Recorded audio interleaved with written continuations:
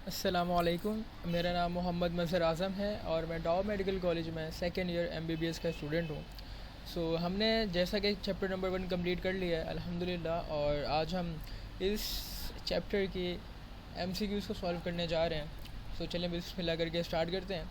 कि सबसे पहला सवाल है कि द स्लाइड नेगेटिव चार्ज, यानी कि स्लाइडली, पूरी का पूरा चार्ज नहीं आया, स्लाइडली नेगेटिव चार्ज आया। ठीक है, स्लाइडली को ना हम पार्शली भी कहते हैं।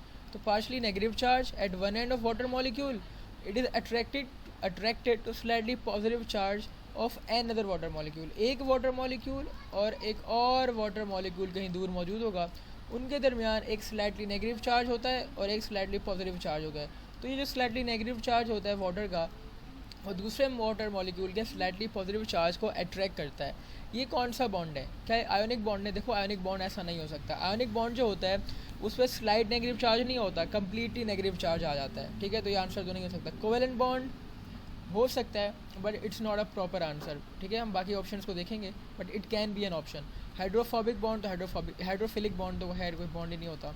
हाइड्रोफोबिक बॉन्ड या हाइड्रोजन बॉन्ड, कह रहे हैं कि हाइड्रोजन बॉन्ड हो सकता है, बिल्कुल हो सकता है, बिकॉज इसका आंसर भी यही है कि hydrogen bond is the correct answer. Because hydrogen bond वो बॉन्ड है जो वाटर मॉलिक्यूल्स के दरमियान पाया जाता है, जिसकी वजह से पार्शली नेगेटिव चार्ज आता है और पार्शली पॉजिटिव चार्ज आता है। Okay, the tendency of water to coalesce oil drop into large droplet is called.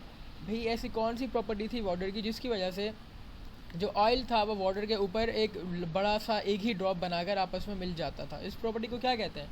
क्या हाइड्रोफिलिक फोर्स कहते हैं? बिल्कुल नहीं। क्या हाइड्रोफिलिक एक्सक्लूजन कहते हैं? बिल्कुल नहीं। क्या हाइड्रोजन बॉन्डिंग कहते हैं? नहीं। क्या हाइड्रोफोबिक एक्सक्लूजन कहते हैं? यस। तो हाइड्रोफोबिक एक्सक्लूजन इसका आंसर है, बिकॉज ये वो प्रॉपर्टी होती है जिसकी वजह से वाटर जो है वो नॉन पोलर सब्सटेंसेस को अपने अंदर डिज़ोल्व होने के बजाय ऊपर सरफेस पे अलग अलग डिवाइड करके फिर उनको मिला देता है। मिल के, यानी अगर बहुत सारे मैं ड्रॉप्स डालूंगा ऑयल के, तो सारे एक वक्त आएगा सारे ड्रॉप्स आपस में मिल जाएंगे और ऊपर तैरना स्टार्ट कर देंगे।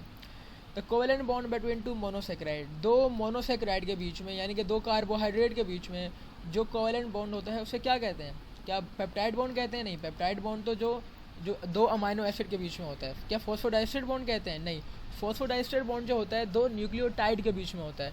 क्या ईस्टर बॉन्ड कहते हैं? नहीं। ईस्टर बॉन्ड जो होता है वो फैटी एसिड और अल्कोहल के बीच में होता है। क्या ग्लाइकोसाइडिक बॉन्ड कहते हैं? यस। तो ग्लाइकोसाइडिक बॉन्ड इसका आंसर है।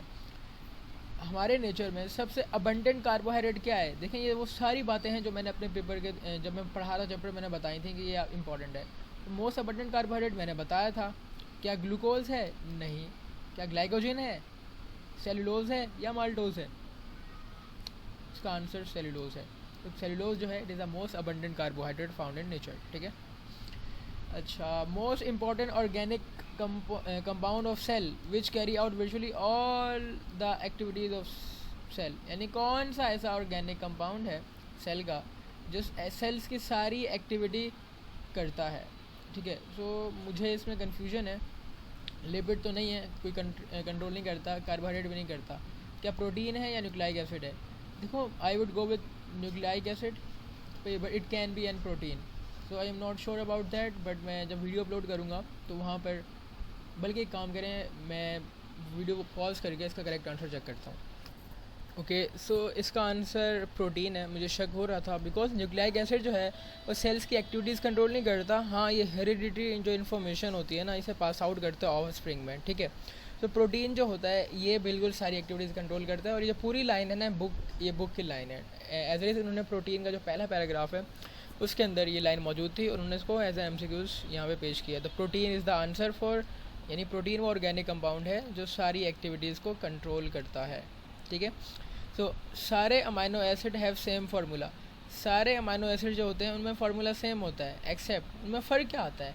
उनमें रेडिकल ग्रुप का फ़र्क आता है, जो हम R ग्रुप कहते हैं ना वो, तो उसका फ़र्क आता है। तो ये इसका आंसर है। अल्फ़ा कार्बन नहीं है। हाइड्रोक्साइल ग्रुप सेम होता है सबका, अमाइनो ग्रुप भी सब में होता है। देखो, बीच में कार्बन होता है और यहाँ पर ग्रुप्स लगे होते हैं। हाइड्रोजन ग्रुप सब में होता है, COOH वाला ग्रुप सब में होता है, NH2 अमाइनो ग्रुप सब में होता है। ये जो R ग्रुप होता है ना, ये चेंज कर हो सकता है, कभी H आ जाता है इसकी जगह पर, कभी इसकी जगह मिथाइल आ जाता है, कभी अल्कोहल वगैरह। ट्राई हाइड्रोक्सी अल्कोहल, ऐसा अल्कोहल जिसमें 3 OH ग्रुप हैं और 3 कार्बन भी हैं, तो वो है ग्लिसरॉल, ठीक है। It is an answer. Glucose और माल्टोज तो अल्कोहल ही नहीं है, राइबोज भी अल्कोहल नहीं है, तो यहाँ पे अल्कोहल एक ही है, यहाँ पे ग्लिसरॉल है, और ग्लिसरॉल के अंदर 3 हाइड्रोक्सी ग्रुप होते हैं और 3 कार्बन होते हैं। The large and important class of lipid जो आइसोप्रीनॉइड यूनिट से मिलकर बनी है इज कॉल्ड टर्पेनॉइड। टर्पेनॉइड जो होती है वो आइसोप्रीनॉइड यूनिट से मिलकर बनती है, और आइसोप्रीनॉइड यूनिट का फार्मूला मैंने कहा था याद रखना है, that is C5 and H8, ठीक है। तो ये इसका करेक्ट आंसर है। हमें वाटर के कितने मॉलिक्यूल्स चाहिए अगर हम एक बॉन्ड को तोड़ना चाहते हैं जो 21 मोनोमर्स से मिलकर बना है? देखो, जब 2 मोनोमर्स आपस में मिलते हैं तो एक बॉन्ड बनता है, ठीक है। जब 3 मिलते हैं तो 2 बॉन्ड बनते हैं, जब 4 मोनोमर मिलते हैं तो 3 बॉन्ड मिलते हैं, 3 बॉन्ड बनते हैं। तो यानी कि जितने मोनोमर्स मिलते हैं ना, उनसे एक कम बॉन्ड बनता है। और एक बॉन्ड को तोड़ने के लिए हमें एक वाटर मॉलिक्यूल चाहिए होता है। तो 21 मोनोमर हैं, यानी इनसे एक कम बॉन्ड बनेगा, दैट इज 20 बॉन्ड बनेंगे, और 20 बॉन्ड को तोड़ने के लिए हमें 20 वाटर के मॉलिक्यूल्स चाहिए होंगे। तो ये आंसर है।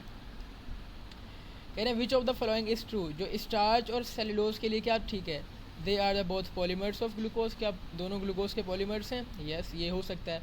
दे आर ज्योमेट्रिक आइसोमर, नहीं। कैन बी डाइजेस्टेड, बिल्कुल नहीं, सेलुलोज को हम डाइजेस्ट नहीं कर सकते, स्टार्च को भी हमें तोड़ना पड़ता है। They are both use for energy storage in plants, नहीं।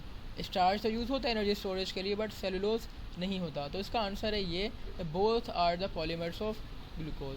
सो क्लास दैट इज़ इट। ये थे हमारे 10 MCQ जिनको हमने सॉल्व किया, बस एक में कन्फ्यूजन थी और उसका आंसर सही प्रोटीन था। तो मैं होप करता हूँ कि आपको वीडियो पसंद आई होगी। सो अगर पसंद आई है तो प्लीज़ इसे शेयर कीजिएगा, और MD कैट की तैयारी अपनी करते रहें। और सेम जो अगर आप इंटर के लिए प्रिपेयर कर रहे हैं, so continue preparing for that. और अगर कोई क्वेश्चन हो, कोई और क्वेरी हो, तो you can ask me that. और इंशाल्लाह फिर मिलते हैं नेक्स्ट वीडियो में with new chapter that is enzyme. तब तक के लिए अल्लाह हाफ़िज़।